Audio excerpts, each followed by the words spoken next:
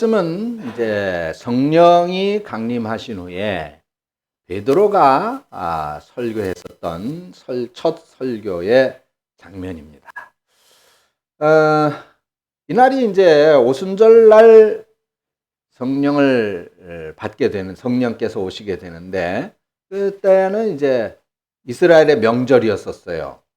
그래서 여러 나라에 흩어져 살고 있는 많은 그 유대인들 또는 유대교를 믿는, 하나님을 믿는 이방인들, 이런 사람들이 예루살렘에 이제 순례를 왔습니다.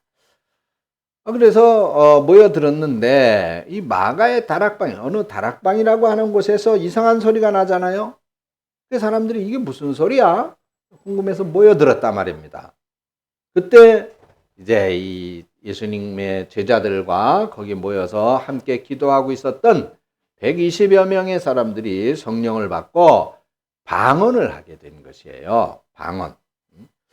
근데 이제 이때 방언은 현대 이 시대의 방언하고는 조금 다릅니다. 지금 방언은 알아들을 수가 없는 방언이지요. 그래서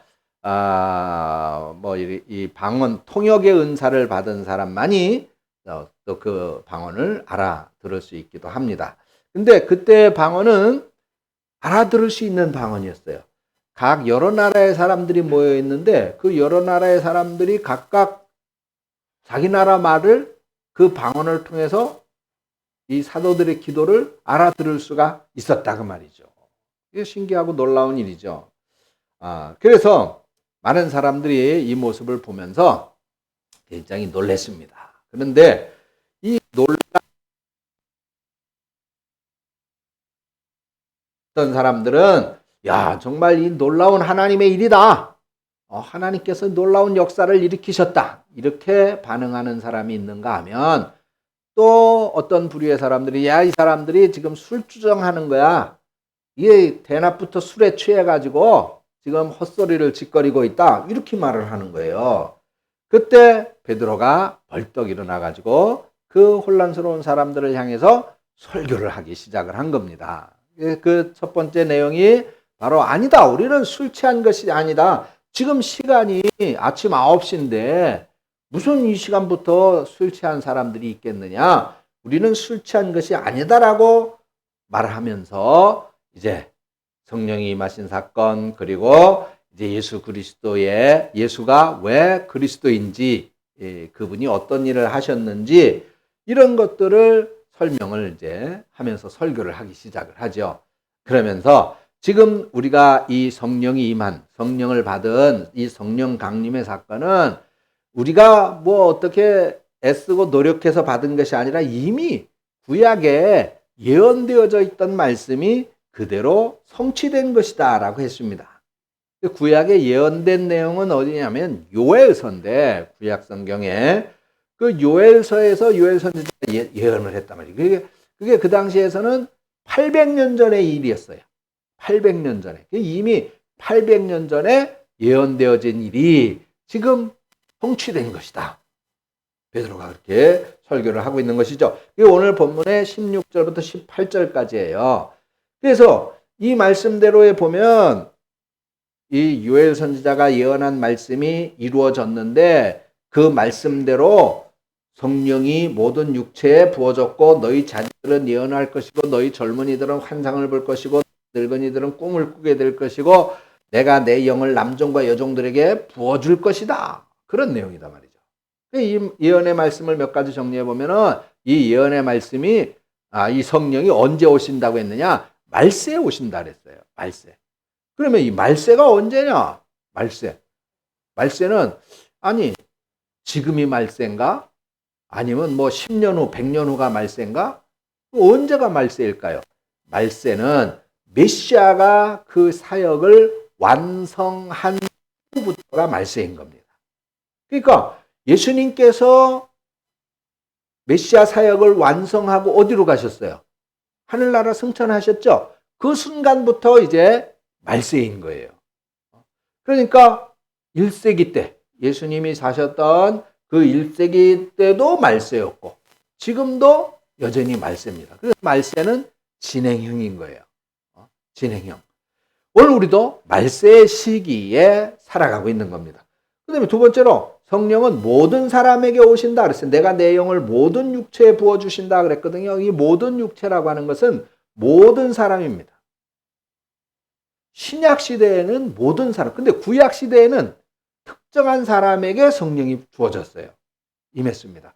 그 특정한 사람이라는 것은 선지자, 예언자, 그런 분들이죠. 엘리야라든가 이사야 선지자라든가 뭐 그런 특별한 사람들에게만 임하는 것입니다. 근데 지금은 모든 사람들에게 임한다. 근데 조건이 있어요. 모든 사람들에게 성령이 임하는데 단 예수를 구세주로 믿는 사람들입니다. 그리스도인들이죠. 예수를 구주로 고백하는 사람들에게만 성령이 임하는 것입니다. 네. 여러분들은 예수님을 구세주라고 믿으십니까? 그렇죠. 그러면 여러분들에게도 성령이 임하신다는 사실을 믿으시기를 축원합니다. 성령을 받으면 어떤 결과가 있어지게 되느냐? 뭐가 달라지느냐? 오늘 본문에 보니까 성령을 받으면 너희 자녀들은 예언할 것이고 너희 젊은이들은 환상을 보고 너희 늙은이들은 꿈을 꿀 것이고 내 남종과 여종들은 예언할 것이다 라고 말씀하고 있습니다. 그래서 이 말씀은 한마디로 얘기하면 예언은 뭐 장래 일이 어떻게 될 것이다. 너는 앞날에 뭐가 될 것이다. 뭐 귀인을 만날 것이다. 이것이 예언이 아니고 하나님의 말씀, 모든 말씀이 대한 예언이에요. 이 예언을 통해서 꿈과 환상을 보게 될 것이다. 즉 비전을 갖게 될 것이다. 꿈을 갖게 될 것이다. 내일에 대한 기대와 소망을 갖게 될 것이다. 왜? 하나님의 말씀이 생명이 있어서 우리들에게 그런 새 희망, 새 꿈을 주시는 것이다 말이죠. 그래서 우리의 삶이 달라지는 것이 그게 성령의 역사인 것입니다. 성령의 역사. 성령을 받아서 예언을 한다 하고 내일을 점쳐주고 미래를 점쳐주고 야, 너 동쪽으로 가면 좋은 일이 있을 것 같아. 너 남쪽으로 가면 아마 돈 10만 원 주실 거야. 그런 거를 말하는 거짓거리를 하는 것이 아니다 그 말이에요. 그러니까 어디 예수 믿는 사람 또는 무슨 기도원 원장이다 어디 목사님인데 예언을 잘한다더라. 다 사기꾼이야. 그런 데 쫓아가면 안 돼요. 사기꾼이야. 예언의 말씀은 뭐예요? 하나님의 말씀이에요. 하나님의 말씀. 하나님의 말씀을 바로 알려주고 바로 해석해주고 하나님의 말씀 안에서 꿈과 비전, 소망, 새 희망을 갖게 하는 것이 바로 예언이다 그 말이에요. 그것이. 그래서 이 요엘 선지자가 말한 것은 바로 하나님 안에서 꿈과 소망을 갖는 것입니다. 더 나아가서는 하나님의 비전, 하나님의 목표, 하나님의 꿈을 갖는 거예요. 그것이 뭐예요? 하나님의 꿈은 뭡니까? 모든 사람들이 다 구원함에 이르는 거잖아요. 그렇죠? 그래서 여러분 우리가 왜 신앙생활 열심히 하고 왜 전도 생활하고 왜 오클 필레오 오클 찬양 선교단을 만들고 왜 선교지에 가서 복음을 전하고 왜 그렇게 합니까? 그 하나님의 꿈을 우리가 함께 꾸고 있기 때문에 그런 거예요. 하나님의 비전을 우리가 함께 갖고 있기 때문에 그래서 모든 사람들이 구원함에 이르게 하기 위해서 우리가 그렇게 하는 것이다 그 말이에요. 그래서 이 말씀 안에서 우리가 갖는 우리 젊은 세대가 갖는 비전은 뭐냐? 하나님의 비전, 하나님의 꿈인데 그것은 바로 하나님의 영광을 드러내는 것이다 라고 하는 거예요. 내 꿈, 내 비전, 내가 뭐 앞으로 뭐가 되겠다. 내 꿈과 내 비전은 그건 욕망이에요. 욕망. 그런 것은 다른 사람들에게 유익을 못 줘. 하나님의 비전은 다른 사람에게 유익을 주는 겁니다. 오늘 이 시대가 N포 세대라고 그러잖아요. N포 세대. 모든 것을 포기한 세대다. 뭐 시집 가고 장가 가는 거, 결혼하는 거죠. 결혼하는 거, 뭐 집 사는 거, 뭐 취직하는 거, 뭐 이래가지고 모든 걸 포기한 세대라고 그래요. N포 세대. 그런데 성령 충만하면 하나님께서 우리들에게 희망과 꿈을 주실 것입니다. 영원한 꿈과 영원한 비전을 주실 줄로 믿습니다. 우리는 하나님 안에서 해야 할 일이 많아요. 해야 할 일이. 주님 안에서 해야 할 일이 얼마나 많습니까? 우리 교회는 비록 작지만 그 일들을 하기 위해서 우리는 똘똘 뭉쳐 있잖아요. 안 되지만 하려고 애쓰고 있잖아요. 우리 하나님께서 기뻐하실 줄로 믿습니다. 제자들, 예수님의 제자들 보세요. 예수님의 12 제자들 세상적인 눈으로 볼 때 볼 곳이 없는 사람들이었잖아요. 쉽게 얘기해서 별 볼 일 없는 사람들이, 보잘것없는 사람들이었어요. 어부였었고, 사람들에게 손가락질 받고 욕 먹고 있었던 세리였었고, 다 그런 사람들입니다. 또 지방 출신의 사람들이, 예루살렘 출신의 사람들이 아니라 변방에 있는 사람들입니다. 근데 그런 사람들이 말씀을, 예수님으로부터 말씀을 배우고 말씀 안에서 비전을 갖게 되니까 모든 민족을 제자로 삼아 아들과 아버지와 성령의 이름으로 세례를 주라는 이 사명을 끌어안고 전 세계를 향해서 일어서서 나가게 되는 것입니다. 사랑하는 우리 성도 여러분, 여러분들도 기도할 수 있기를 바랍니다. 주님, 나에게도 환상을 주십시오. 나에게도 비전을 주십시오.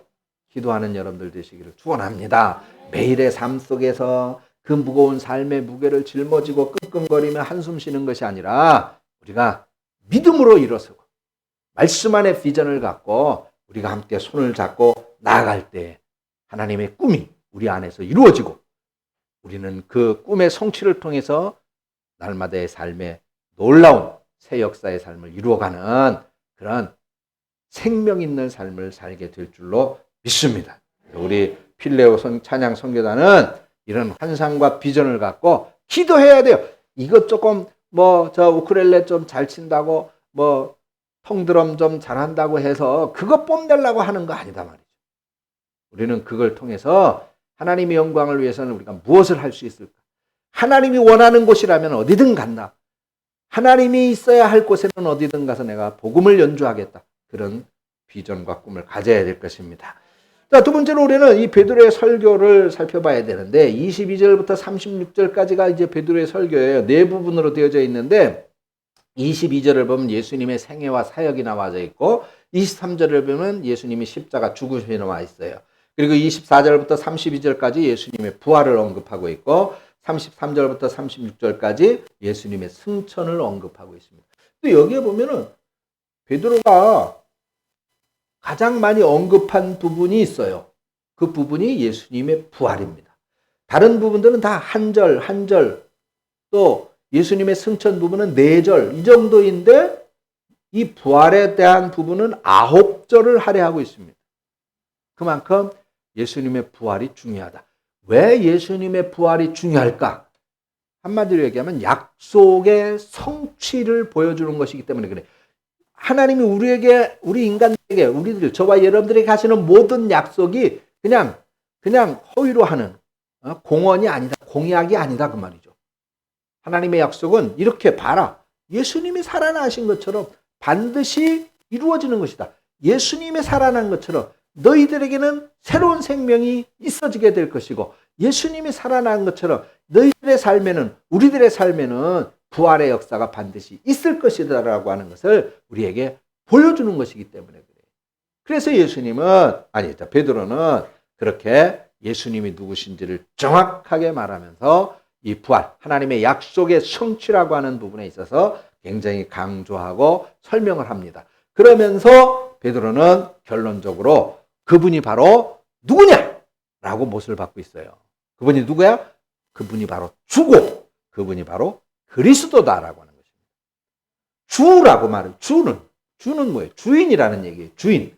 예수님이 나의 주인이고 예수님이 온 우주의 주인이시다. 믿습니까? 그리고 그리스도다. 그리스도라고 하는 것은 기름 부음을 받은 자라고 하는 뜻이에요. 헬라어로. 히브리어는 메시아라고 하는 것입니다. 구원자라는 뜻이죠. 그래서 예수님이 바로 우리들이 기다리던 메시아다. 구원자다.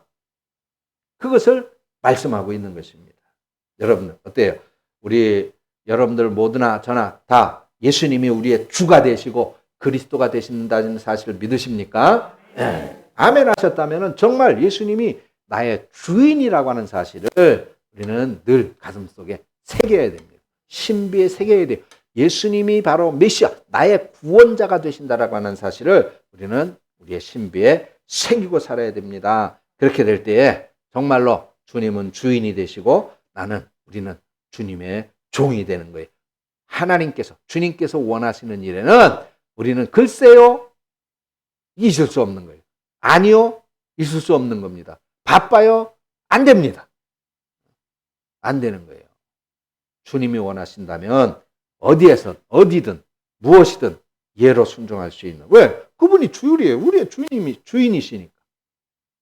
예로 순종할 수 있는 저 여러분들이 되어주시기를 축원합니다. 그것이 우리의 신앙 고백이 되어야 돼. 우리의 신앙 고백. 예수님이 나의 주인이시고 나의 구원자이심을 믿습니다. 따라서 하십시오. 예수님이 나의 주인이시고 나의 구원자 되심을 믿습니다. 그렇습니다. 자, 베드로가 이렇게 설교를 했는데 사람들의 반응이 보이고 있어요. 37절에 그들이 이 말을 듣고 마음에 찔려. 뭐 했다고? 마음에 찔려. 양심에 찔렸다 이 말이죠. 그래서 사도들에게 물었어요. 야, 정말 예수님이 주가 되시고 그리스도가 되신다면 우리가 그분을 죽였는데 십자가에 못 박았는데 그러면 우리가 어떻게 해야 돼? 그래서 뭐라고 그랬습니까? 형제들아, 우리가 어찌할꼬? 어떻게 하면 되겠느냐? 그러니까 베드로가 38절에 뭐라 그랬어요? 회개하여 각각 예수 그리스도의 이름으로 세례를 받고 죄 사함을 받으라. 그래야면 성령을 선물로 받을 것이다 라고 말합니다. 회개하고 세례를 받으라. 그래서 죄 사함을 받고 그러면 우리처럼 성령을 받게 될 것이다. 그래서 거기 있는 사람들이 우리가 잘못했습니다. 우리가 죄인입니다. 우리가 나쁜 놈입니다. 그리고 회개를 했어요. 그리고 성령이 임했습니다.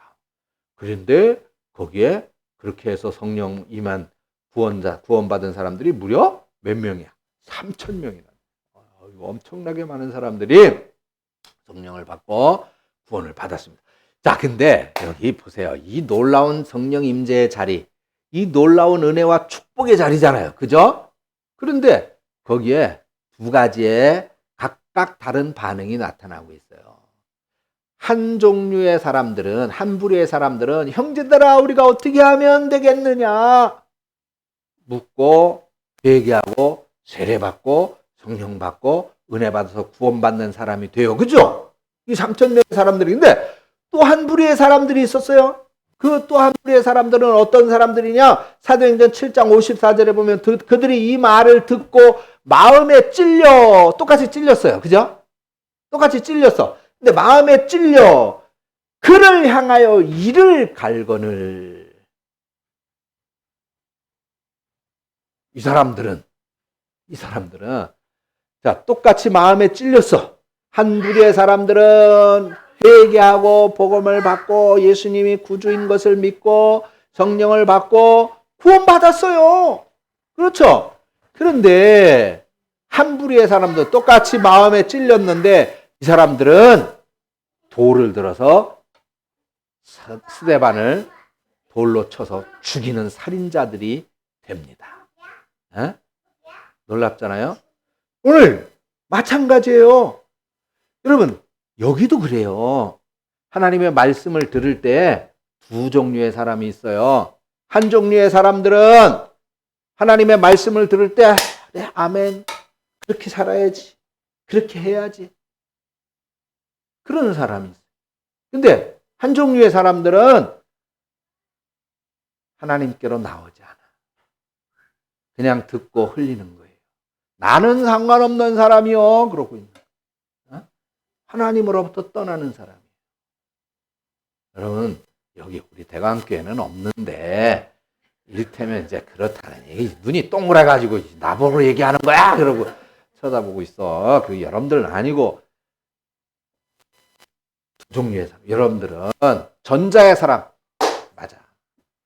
말씀대로 아멘이요 하고 순종하는 사람들 되시기를 축원합니다. 하나님으로 똑같이 찔림을 받는데 하나님으로부터 떠나는 사람이 되어져서는 안 돼요. 하나님으로부터 떠나는 사람이 되었습니다. 여러분, 하나님께서는 우리에게 순간순간 말씀하고 계시고 지금도 말씀하고 있습니다. 성경을 통해서 말씀하고 계시고 이 설교자들을 통해서 말씀하시고 또 내 옆에 이웃의 사람들을 통해서도 말씀하셔요. 구약시대에는 당나귀를 통해서도 하나님 말씀하셨잖아요. 그런 것처럼 우리 이웃, 내 주변의 사람들, 내 친구, 그 사람들을 통해서도 하나님께서 말씀하셔요. 또 자연을 통해서도 하나님이 말씀하셔요. 때로는 찬송의 소리를 통해서도 말씀하셔요. 문제는 태도예요. 문제는 태도. 내가 그 하나님의 말씀을 들을 것인가? 내가 그 하나님의 말씀을 거역할 것인가? 내가 하나님의 사람이 될 것인가? 마귀의 사람이 될 것인가? 우리가 만날 때에 야, 오늘은 교회 가지 말자. 이건 마귀의 소리예요. 안 돼, 교회 가야 돼. 이건 하나님의 소리. 분명히 구분이 되지요? 그래서 문제는 태도인 거예요. 태도. 회개하고 하나님을 향해서 나가면 놀라운 구원의 역사가 일어나는 걸 믿으시기를 축원합니다. 근데 무시하고 세상을 향해 나가면, 하나님을 떠나가면 돌이키기 어려운 자리에까지 이르게 되는 그런 어려운 자리에 이르게 된다는 것입니다. 그러므로 이제 주님의 말씀을 들을 때마다 베드로 앞에 있었던 이 사람들처럼 마음에 찔릴 때, 또 스데반 앞에 있었던 이 사람들 똑같이 마음에 찔렸는데 베드로의 앞에 있었던 이 사람들처럼 마음에 찔릴 때 어찌할꼬 하면서 하나님 앞으로 나아가고는, 하나님 앞으로 나오는 여러분들 뒤에서 성령의 놀라운 역사하심의 체험을 갖고 새 생명의 놀라운 복을 받는 저 여러분들 되시기를 주님의 이름으로 축원합니다. 기도하겠습니다. 하나님 아버지, 우리에게 성령의 인도함을 허락하여 주시옵소서. 우리가 바르게 알고 깨달아 우리에게 말씀하시는 하나님의 말씀을 쫓게 하시고 그 말씀에 순종하여 하나님 앞에 나오는 사람들이 되게 하여 주시옵소서. 그래서 성령 변화의 놀라운 역사의 주인공들이 되게 하시고 삶의 은혜와 축복의 주인공들이 되게 하여 주시옵소서. 예수님의 이름으로 기도합니다. 아멘.